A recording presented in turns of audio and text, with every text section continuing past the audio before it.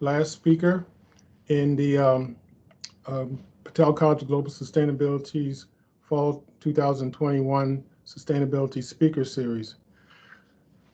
Today we have Charlie Houder, who's Director of the Office of Land Conservation and Management in Alachua County, Florida. His presentation will be focusing on land conservation, and this presentation will be related to the Sustainable Development Goals of the UN related to sustainable cities and communities, as well as climate action.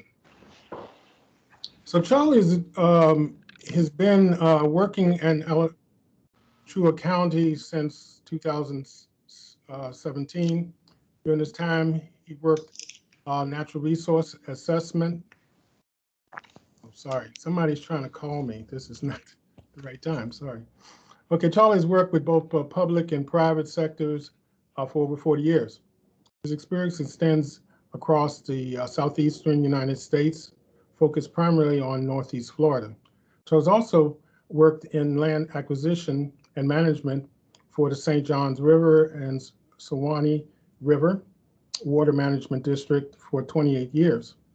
In his current role, Charlie is responsible for the management of over 20,000 acres of natural reserves and the acquisition of land, environmental land, under the Alachua County Forever program. Charlie received his Bachelor of Science in Forestry from the University of Florida in 1974. He maintains an active role in the University School of Forestry, Fisheries, and Geomatic Sciences as a guest lecturer and served on the FFGS Advisory Board. Charlie is a certified forester through the Society of American Foresters. He has held several offices with the organization and was named a fellow in 2009. His hobbies include nature photography and paddling. He and his wife have 3 sons, and he has 3 grandchildren. And without further ado, I will turn it over to Charlie Houder. Thank you so much, and thanks to the Patel College of Global Sustainability for the invitation to be here today.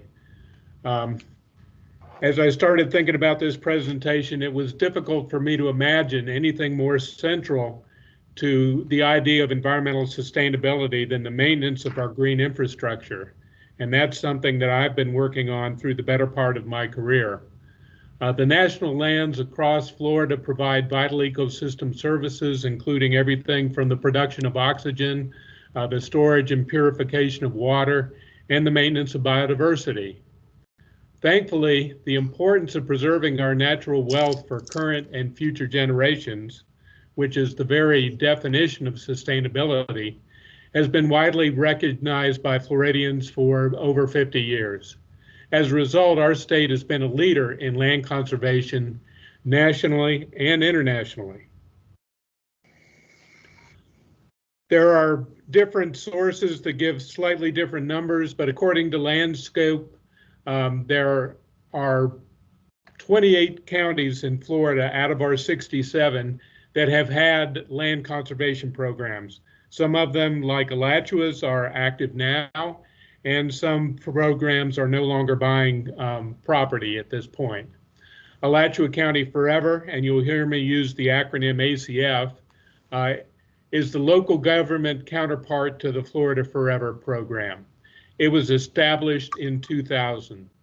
Its mission has remained straightforward, if not simple. You see it there on the screen, and it's to acquire, manage, improve and manage environmentally significant lands that protect water resources, wildlife habitat, and natural areas suitable for resource-based recreation. The vision of ACF, or Alachua County Forever, was born out of an inventory and evaluation of significant natural areas within the county that was conducted in the late 1990s.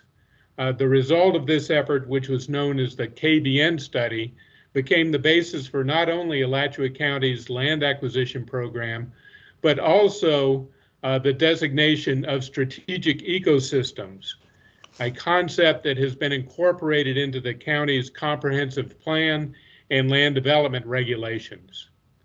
For Alachua County forever, the identified areas were all scored and ranked. And so as you see on the map here, with the darkest being of the highest score and the orange colors being the lowest score, the Santa Fe River corridor has and continues to be the top priority of our acquisition program. With a plan in place, it was then necessary for the county to find funding to implement the plan. By a comfortable margin, county voters have approved 3 referenda to fund the purchase and management of conservation lands. The latest and largest initiative, passed in 2016, divides revenues among the county and each of the municipalities in the county. Our county commission has taken its share of this wild spaces and public places funding and allocated 90%, or about $90 million over 8 years, to land conservation. The remainder of the county's share, as well as most of the municipalities' funding, has been devoted to park improvements. ACF acquisitions have totaled approximately 25,000 acres since 2000 and resulted in the establishment of 20 preserves, some large and some not so large. The chart shows how each round of funding has contributed to the establishment or growth of the various preserves. The latest round of wild spaces and public places funding has allowed the establishment of a number of new preserves, which you see over on the right-hand side of the screen. And with the anticipated acquisition from Weyerhaeuser Company that we have slated for December, that will boost the acreage of the Alachua Slough Preserve to almost 6,000 acres, rivaling that of Bar Hammock. This map shows protected conservation lands in Alachua County under all ownerships. The county-owned lands are shown in the darkest green, and in very bright green, you'll see some areas that the county has in conservation easements. Other protected lands, either held by the state or the water management districts, are kind of shown in the medium pea green shade. The map shows a clear divide between the county's 2 physiographic regions.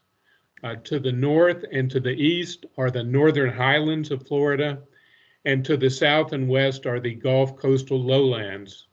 The streams and lakes in the northern highlands is one reason for a concentration of conservation lands there, but another important reason will become apparent a little bit later in the presentation.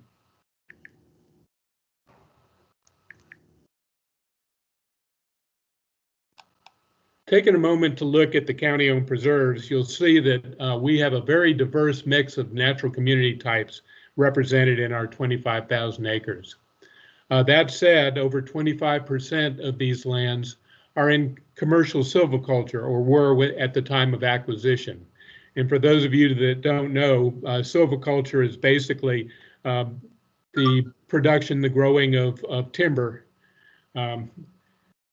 And they're the main focus of our restoration efforts on county lands.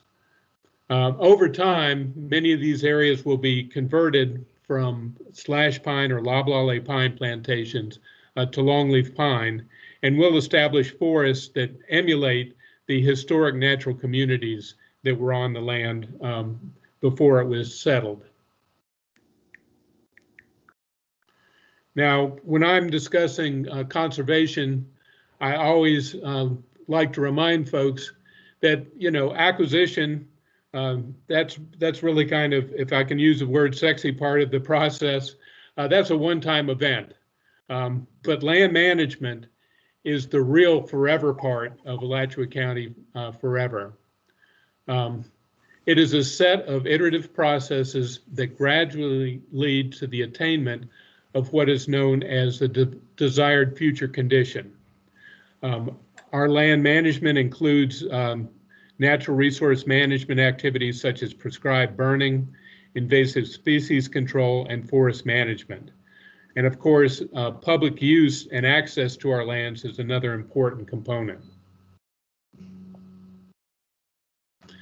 I'd be remiss in my duties this afternoon if I didn't take you on at least a very quick tour of some of our preserves to give you a sense of what we're trying to protect here. The first set of photos here is from Bar Hammock. This is our marquee property with over 6,000 acres centered around a large marsh, and which contains a 6-mile-long levee that accommodates a trail system for hiking and biking. Overall, there are over 13 miles of trail on the property. Mill Creek Hammock is actually one of my favorites, and it features a really truly beautiful hammock along the creek, as you see there. And it's one place where you can see American Beach. And as far as I know, it is the southernmost population of American Beach in the United States. Turkey Creek Preserve has rolling topography with trails that pass over diverse natural communities. It is one of the natural areas that planners once envisioned as part of an emerald necklace surrounding the city of Gainesville.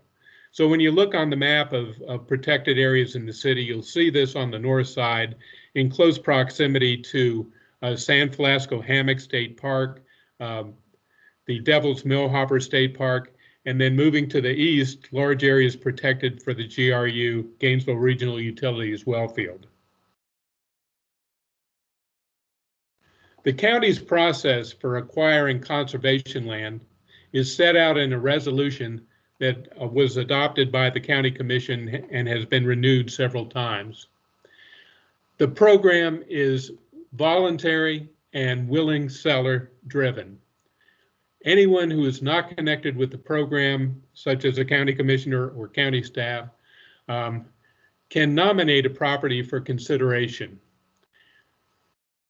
With the landowner's consent, staff will evaluate the property and present the findings to the Citizen Land Conservation Board.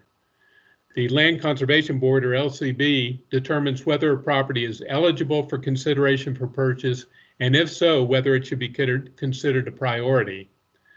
Properties that the LCB places in the priority pool are then forwarded to the County Commission for consideration for the active acquisition list. Once placed on that list, that authorizes staff to begin negotiations. If negotiations are successful, a purchase agreement is then taken back to the County Commission for consideration. So on this chart you see here, the public input is first and foremost in the nomination. Then it's at each stage where either the Land Conservation Board, their steps shown in blue, or the County Commission, their steps shown in orange, show up in the process. Throughout the process, staff, the Land Conservation Board, and the County Commission are all trying to weigh and balance the multiple conservation values inherent in a piece of property. The County Commission has established a set of criteria that we use in the evaluation of our properties. Over the years, a matrix, and I know you all can't read this small print, but a matrix has been developed which allows staff a relatively objective way of scoring and comparing the conservation values on different properties. It does not dictate a rigid prioritization, but it helps stakeholders and decision makers to understand the rationale behind staff recommendations. Now, in this next series of map, I'm going to show kind of the subtractive nature of our land acquisition process as opportunities are evaluated and negotiations focus on those properties that will ultimately be acquired. So we start out with the base map of the property. And this series of slides is a little out of date, but I think it shows the concept well. Next, you see all the properties that have been nominated by members of the public for consideration in the Alachua County Forever program. Next, in the lavender color, you see those properties that the Land Conservation Board added to the eligibility pool. And in yellow, those properties that the County Commission added to the acquisition list, the active acquisition list. Finally, staff went to work in negotiations, and the areas shaded in red are those that made it all the way through the process and were acquired and are now managed as preserves in our county system. Over the next few years, Alachua County will need to focus on several areas. We'll need to build on the integrity and public support that have characterized this program since its inception.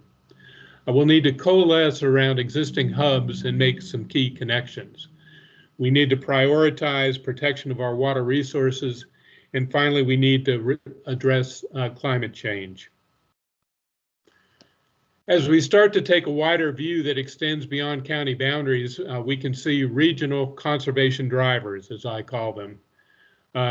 These can have a strong influence on decisions made within the county. Alachua County is divided between the Suwannee River and St. Johns River watersheds. And so you see, as water flows both ways in the county, that influences how we protect water resources. In addition, the aquifer beneath the western half of the county is unconfined. That makes decisions there important to our water supply and the health of our springs. In addition, the Florida Wildlife Corridor, which I'll talk about a little bit later, runs up the eastern side of the county in what is known the O to O corridor, or Osceola to Ocala Wildlife Corridor. Now, in general, across any program of land conservation anywhere in the country or the world, they're facing some universal drivers like biodiversity and climate change. Climate change is a new consideration for our particular program, and we're not affected, of course, by sea level rise being in the middle of the state, but we do need to think about the changes that are going to result from climate change. To do this, we engaged with Dr. Tom Houder at UF's Geoplan Center and asked him for some suggestions on how we might approach this from an acquisition standpoint. Tom suggested that we look at areas that have relatively large or frequent changes in elevation, which I thought was a pretty novel way to think about it. One thought is that amphibians or some some invertebrates may lose habitat with changes in hydrology and may not be able to easily move to new areas. Protecting these relatively hilly areas may give these species a better chance for survival. Now you'll notice that the dark blue area, which is the area that is termed the highest in elevational diversity, runs basically along that physiographic divide that I talked about earlier, and essentially runs right up I-75. Well, the problem we have with addressing that aspect of climate change, or really doing any acquisition on the west side of our county, is that it has become so highly fragmented. This map shows in the magenta color separate ownerships within the county. And as you see, the largest ownerships remaining are still on the east side of the county, whereas the west, more upland area in the county is right in the path of development. So let's start to get beyond Alachua County and think about what we need to look like, think about in terms of our entire state. The challenges of a fragmented landscape are not unique to Alachua County. the Florida 2070 plan, spearheaded by Thousand Friends of Florida, provides a view of where our current path might lead. And so I'll go from the 2010 baseline to what has been projected for our state for 2070 if we don't do anything else. I'll toggle back and forth a time or two so you can see the difference. There's the 2010 baseline, and here's our 2070 future. But Florida 2070 also suggests the gains that may be had with a little better planning by taking into account conservation strategies that have been developed and encouraging slightly higher population densities within growing areas. So the 2070 plan gives us a couple of different visions for the future. In comparing the two visions here, you can see that the alternative plan extends conservation and tightens up growth just enough to eliminate some ecological bottlenecks or dead ends, thus making a Florida Wildlife Corridor a potential reality.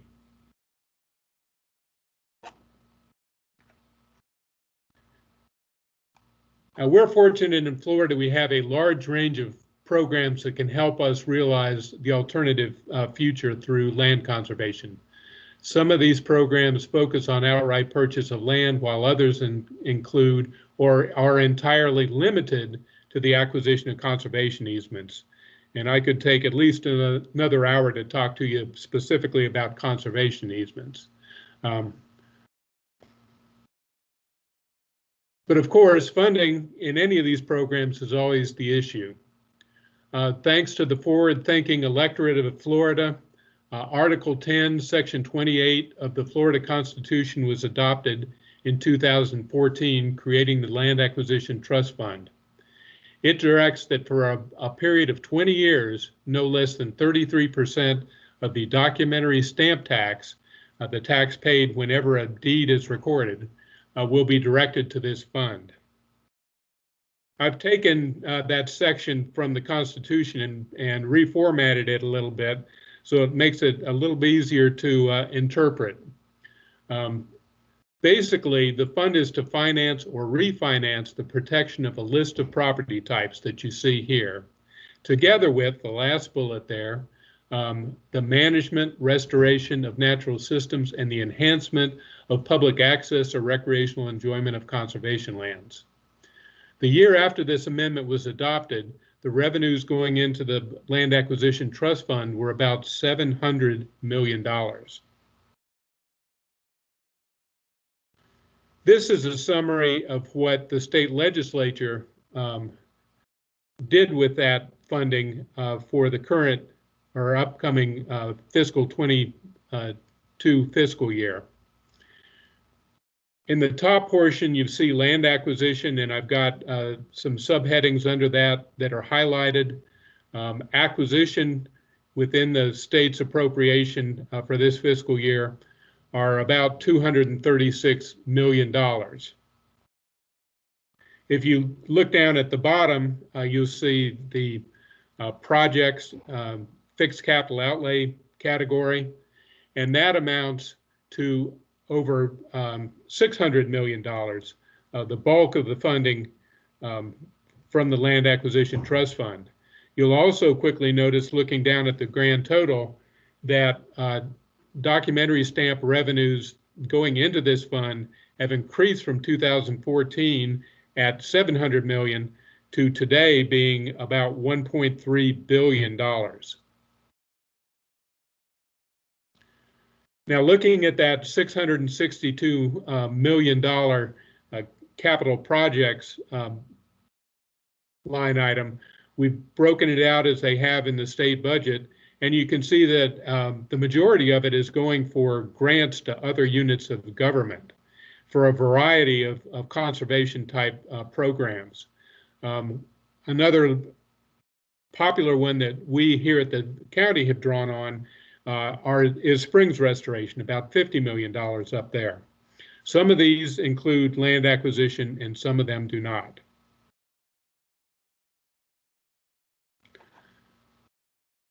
Now, each year, the legislature will come up with a new set of appropriations priorities.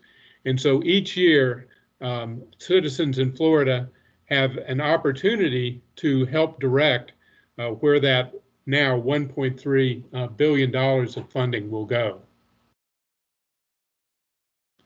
Another change in this last legislative session was the establishment of the Florida Wildlife Corridor Act. This act is aimed at protecting certain natural areas that I'll show you on a map in just a second. And it was funded by a non-recurring revenues that came to the state through the federal government, about $300 million in COVID relief funds. The Florida Wildlife Corridor is born out of the Florida Ecological Greenways Network that is used by Florida Forever and other state programs in developing and prioritizing acquisitions. But basically, the statute says that only the top 3 priorities out of this Greenways network will be part of the wildlife corridor. So when you take the lower priorities away, this is what you're left with as a vision of the Florida Wildlife Corridor. Again, you see an interconnected, coordinated system of natural areas that should protect the ranges of wide-ranging large mammals in this state. Now, how important is all of this when we zoom out a little bit further and look at what Florida is doing in a national or international framework? Well, this is a map from the Half Earth Project that is the brainchild of noted ecologist E.O. Wilson. Dr. Wilson has postulated that somewhere between 30 to 50% of the surface of the Earth that needs to be protected in order to maintain biodiversity in all areas. I think most of us know that southeastern United States is a biodiversity hotspot, and this is borne out by this map showing priorities for terrestrial vertebrates. Now, Florida has done pretty well, and this is a slide that shows all of the conservation lands now standing in Florida. But if you compare this with the Florida Wildlife Corridor map, you'll see that the system is not really coordinated to the point that the Wildlife Corridor envisions. And I don't think that we've met our 50% Earth criteria. In fact, when you look at all conservation lands in Florida, Florida's done a pretty good job.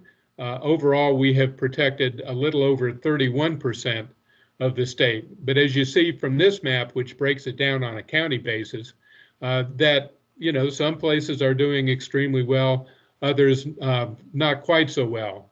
And when I look at my own county of Alachua, we have only protected about 20% of our county. So we are well short of that 30 to 50% criteria. That's one of the reasons that I have committed the last part of my career. I plan to retire when I leave Alachua County to working on the Alachua County Forever program. I know that all of these critters have got their eyes on me and making improvements with the conservation land situation in my county. Now that you've heard my presentation, these critters also have their eyes on you. So my call to action is for each of you to go back to your own home county to find out how it has done in the protection of its important natural areas, and to commit yourself to doing a better job for all of our residents in Florida whether human, feathered, furred, or otherwise. I thank you all very much for your attention, and I would now be glad to answer any questions. Thank you, Charlie. Very enlightening and informative presentation. I really appreciated how you talked about the local and then state and as well as national as far as how we're doing with conservation. To understand that, you can do, a little bit here and there, but it really needs to be a much larger effort to conserve, our lands and preserve our ecosystems. Any questions out there for Charlie?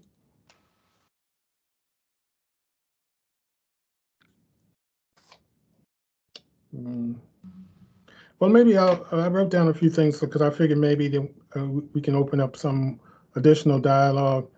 I was wondering if there are there any conflicts that you've had with residents, property owners, maybe Native American tribal lands or developers in these processes of conserving land?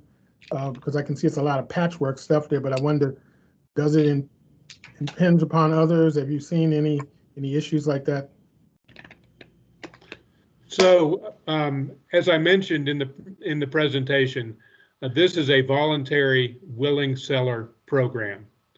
So, regardless of who nominates a piece of property, if the landowner is not willing to discuss it with the county, doesn't want to negotiate with the county, we won't consider it any further.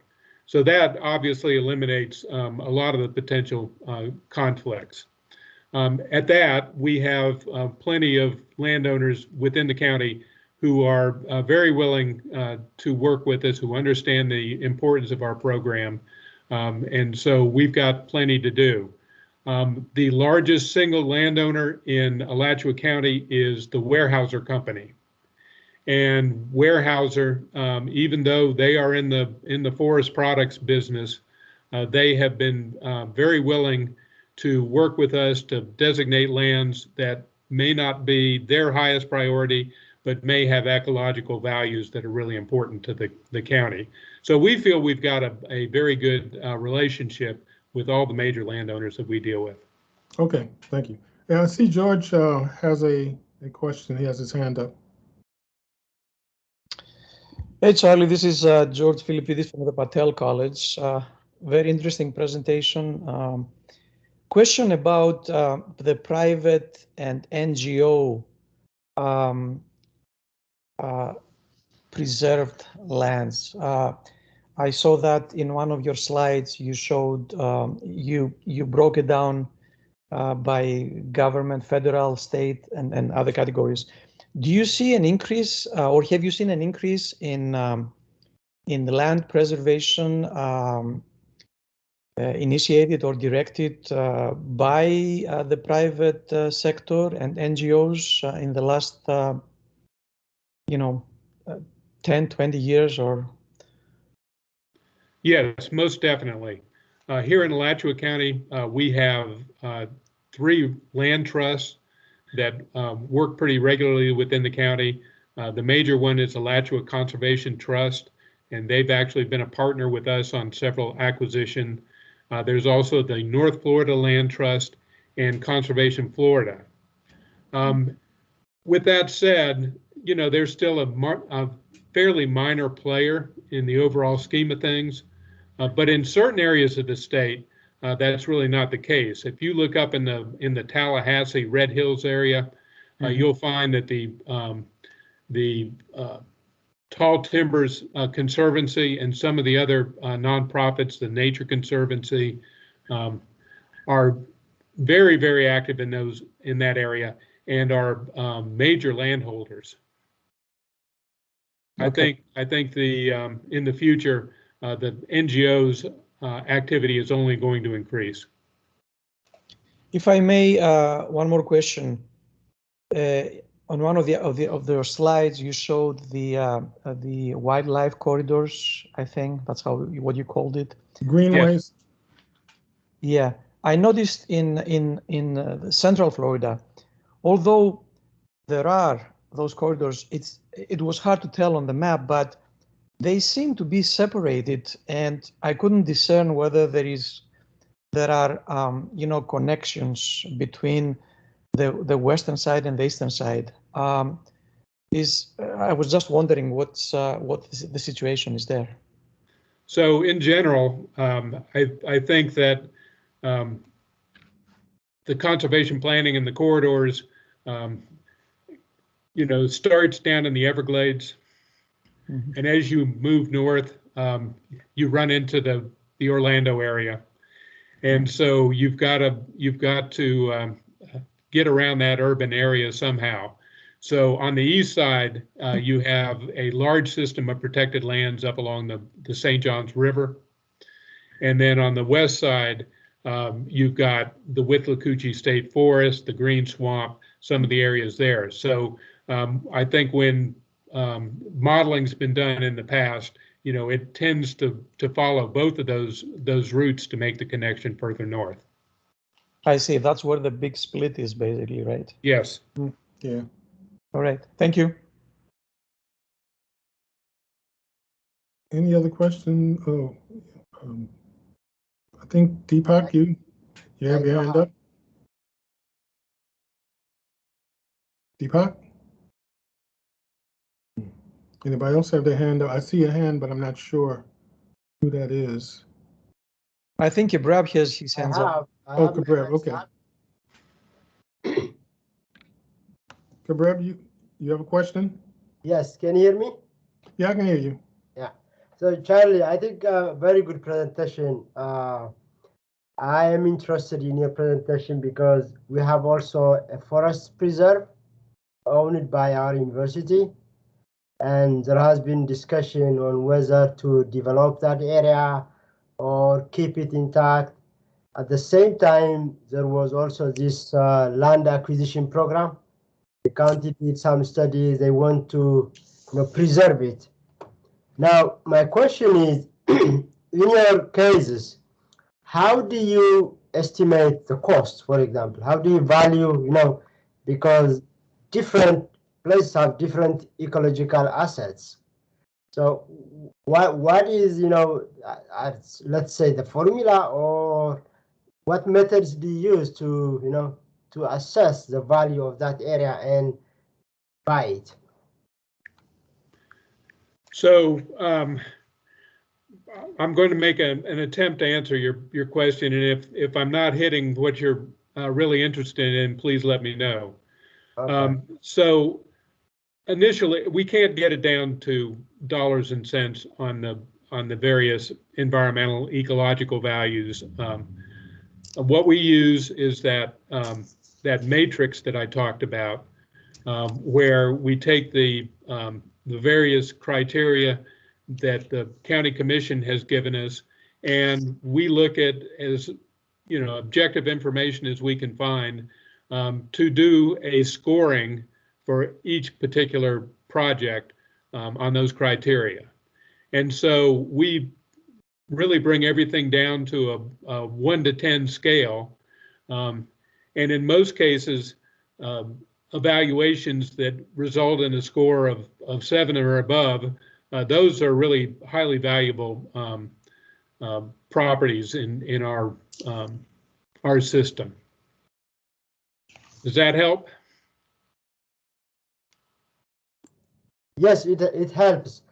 But my question further to that is, then if the owner agrees, so how do you estimate how much the county pays the owner to acquire that land? Yeah. Sure. So by statute, the water management districts where I used to work, the county where I work now, are all required to get appraisals of highest and best use, and to use those as the basis for purchase price.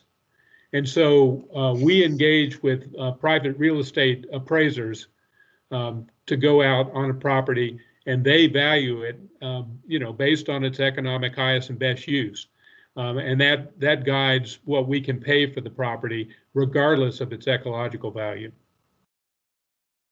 Okay. So does it matter if that area is sensitive ecologically, or if it has, several environmental benefits? That do they take that into account, or just as a property? Those appraisals do not take that into account. Okay. All right. Thank you. So, Charlie, if you look at the history of the acquisitions of this land over, I guess, the last few decades or so, what kind of visible changes and maybe improvements have you seen with the ecosystems, water resources, and landscapes? So, for instance, we have seen more bears move into Alachua County, and we are now fairly regularly seeing bears on county preserves. So, habitat that may have been in industrial silviculture is now being managed in a gentler way. And so some of the species that may have been extirpated are coming back. In most cases, our water quality has been good. So it's primarily a matter of maintaining that water quality rather than seeing it improve. So. Okay, that's great. Good to hear that. Kelly, you have your hand up. You wanted to say something? Yes, Charlie had a question for you. When you mentioned the percentage of each county's conservation, like 30 to 50%, is that up to each individual county to establish those levels? Is this established overall by the Florida DEP, or is it at a federal level? Kelly, it's up to the counties. It's none of the above as far as any government mandate. Dr. E.O. Wilson has written many papers, several books, looking at what it's going to take to preserve global biodiversity. And it's his recommendation, his theory, that somewhere between 30 to 50% of terrestrial ecosystems need to be protected in some way. And so I'm just using that as kind of a measuring stick against how we're doing in Florida. If you look at Florida overall, we're not doing too badly because we have over 30% of our lands protected. But there are some areas where it's less than 1%. Whereas some counties like, Collier have very high percentages of their land protected already. And then a follow-up question, Charlie, if I may. If we are individuals in our own counties, where is the best place to start to become involved in, like, for instance, if we wanted an Alachua County Forever program in our county, where would we start? Would it be with the county commissioners? That's where I would start. If you're in a county like Alachua's that has a environmental protection department, or a pretty robust growth management planning department, those are also places you could start to collect information and start to have the conversation. And then I think citizen environmental groups are extremely important in spreading information and generating awareness within a county. Thank you, Charlie. And Charlie, I was curious about the 2070 project. What's significant about that date and the goal for 2070? Do you know why? Thousand Friends of Florida did their first report about 10 years ago. And so it looked at the period from 2000 to 2060. And that's when they did their first modeling to look at development trends and the way development might play out across the landscape in Florida. The 2070 report is a fairly recently prepared report by Thousand Friends of Florida, along with University of Florida and I think the State Department of Agriculture. And so that's just an update of that earlier report. But it's basically looking at a 50, 60-year horizon and what we may expect in development. Okay. So I see Elizabeth has her hand up. You're next.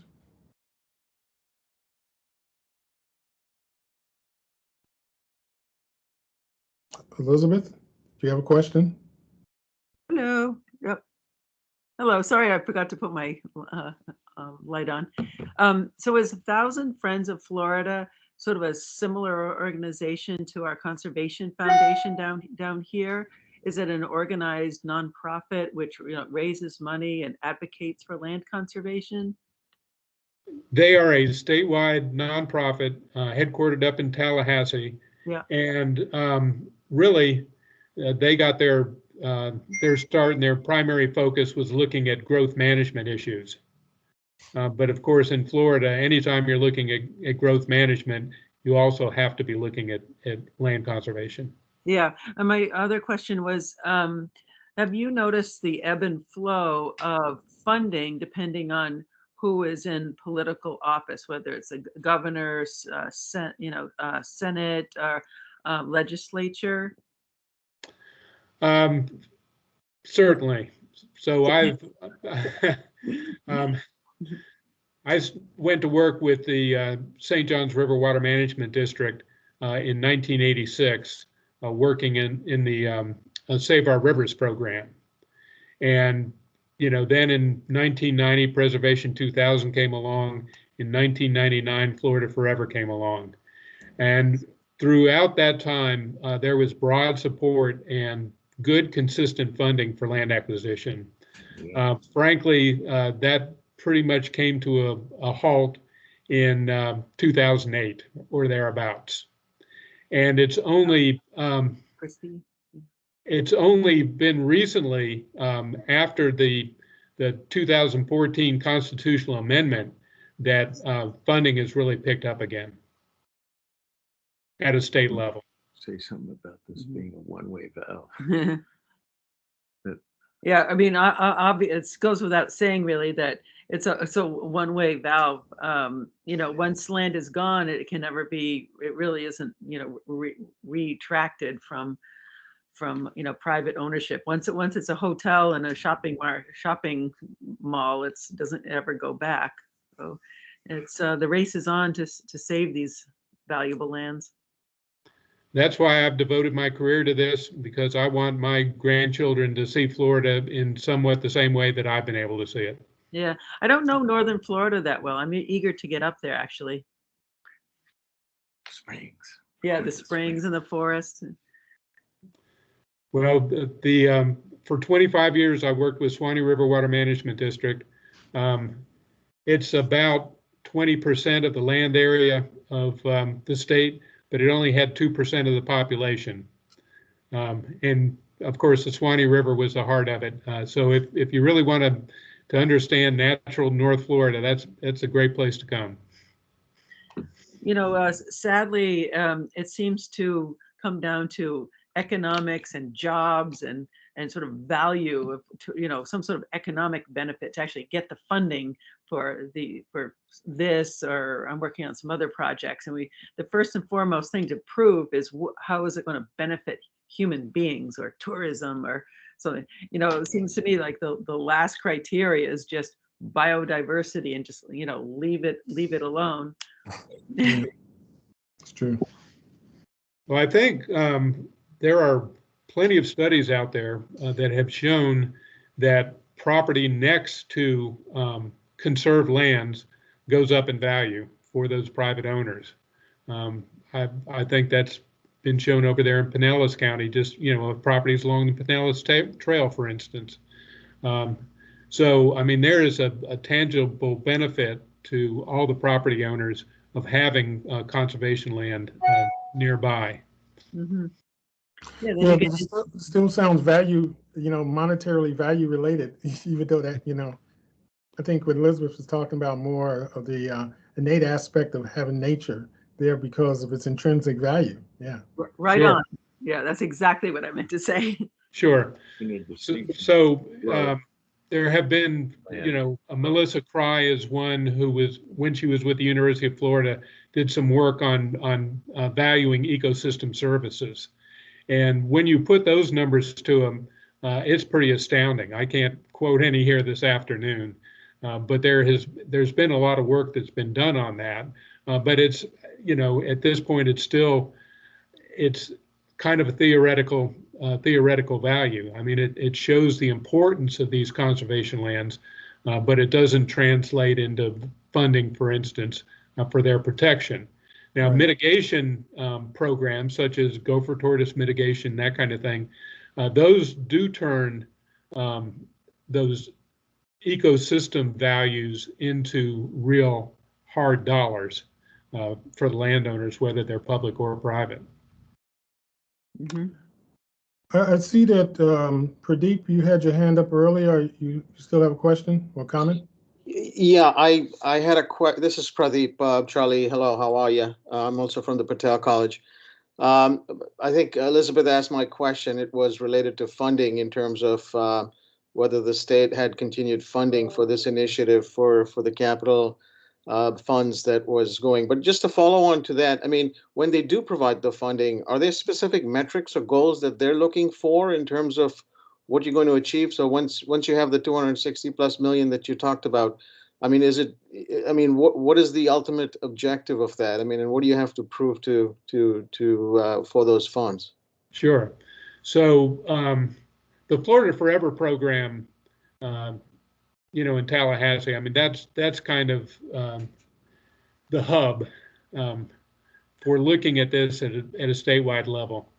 And each year, staff produces the Florida Forever work plan, which, basically lays out the needs for the state as a whole. And that's overseen by the Acquisition and Restoration Council, which includes both agency heads and also private citizens. So I think, that's really where I would look in terms of trying to gauge exactly what the needs are in the state and how close we are to getting there. So all that information is pretty readily available on the DEP website. Got it. Thank you.